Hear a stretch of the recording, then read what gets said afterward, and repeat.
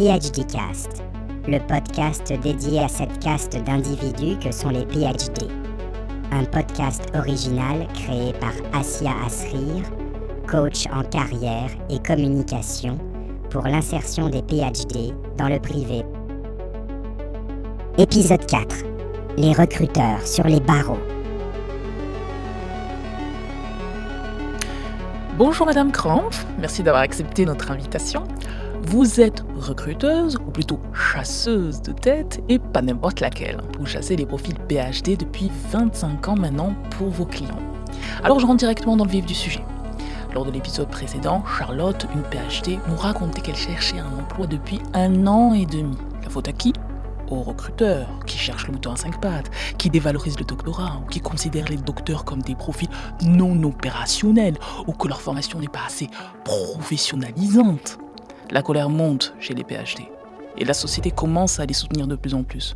Petite parenthèse, vous avez vu certainement les blouses blanches dans tous les ronds-points de Paris avec le mouvement qu'on a pu suivre sur X, #balance ta pipette, ou encore l'activiste Erlen Meyer, qui organise sur X ce qu'il appelle des incubations géantes de souches doctorales. J'ai lu un tweet ce matin, si on sort de notre fiole, on va tout contaminer.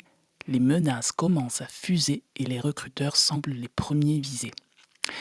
Bref, nous souhaitons apaiser les esprits et vous donner la parole, Madame Kramp.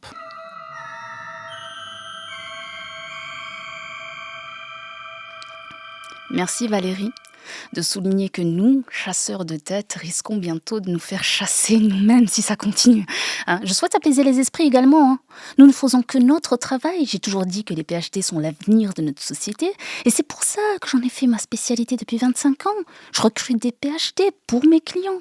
Alors, je ne vais pas vous cacher que parfois, il est difficile de trouver le bon profil. Il peut nous arriver de nous tourner vers des profils moins diplômés, mais plus expérimentés. Madame Kramp, le standard est saturé et notre chat commence à prendre feu. Alors pour vous donner une idée, un certain Pipetman, son pseudo, écrit vouloir culotter dans la centrie tout ce qui se précipite avec l'émoticône de vampire en blouse.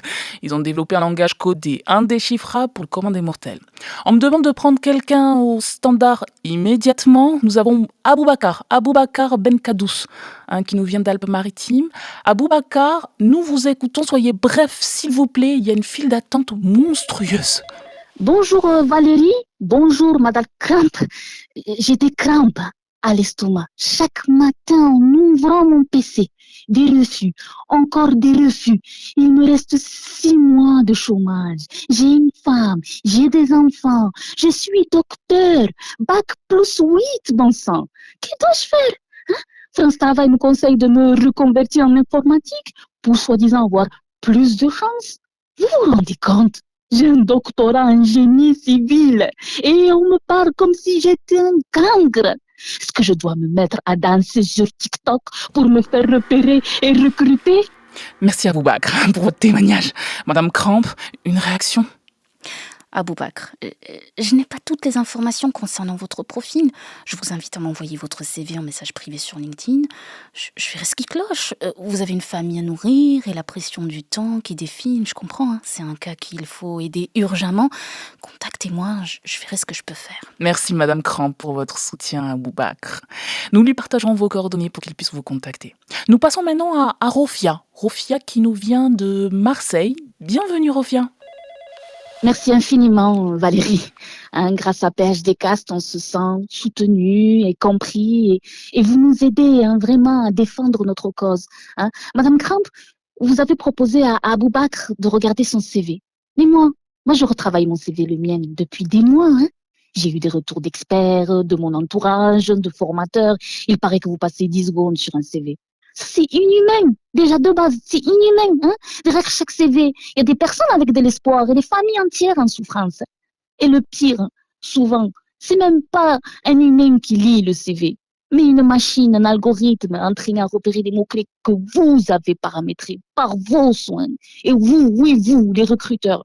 Mais on va pas se laisser faire. Merci Rofia pour votre intervention. Madame Kramp, un mot pour répondre à Rofia? Rofia, bien sûr que le CV ne suffit pas.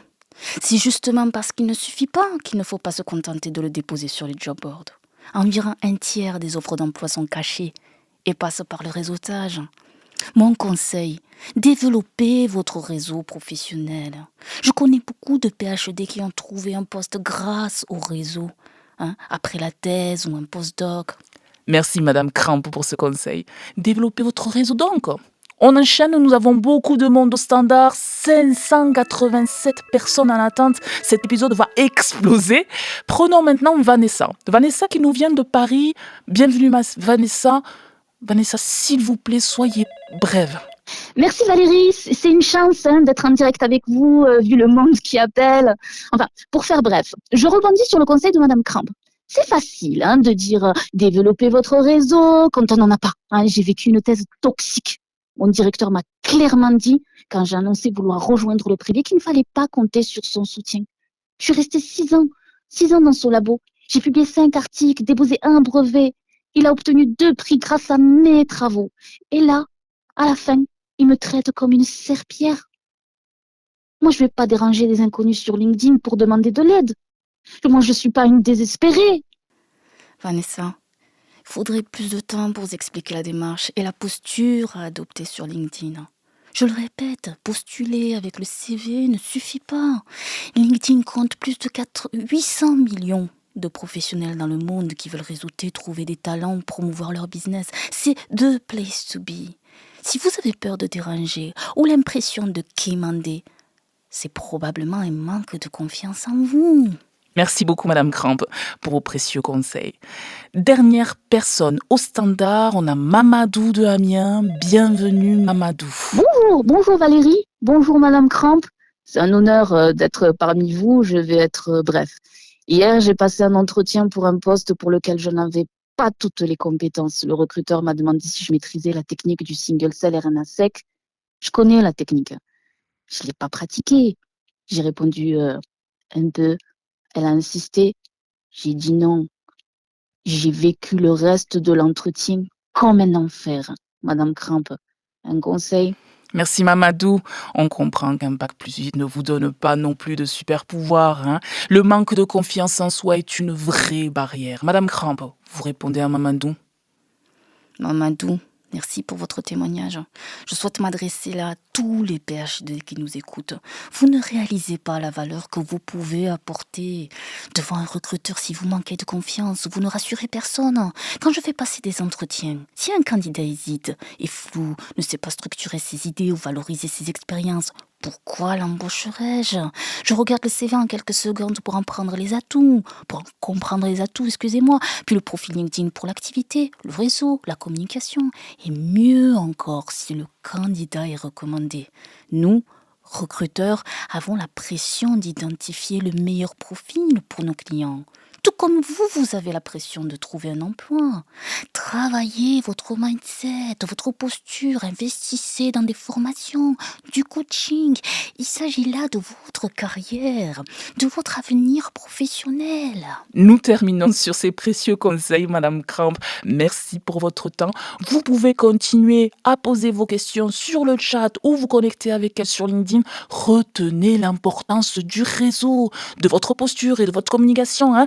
Devenez vous aussi des chasseurs d'opportunités.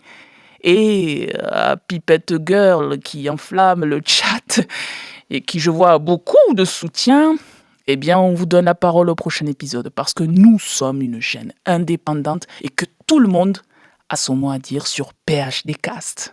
Je sais pas vous, mais moi, j'ai vraiment hâte. PhDcast, le podcast qui déchiffre, décrypte, analyse les profils PhD. On se retrouve au prochain épisode. Restez connectés sur PhDcast.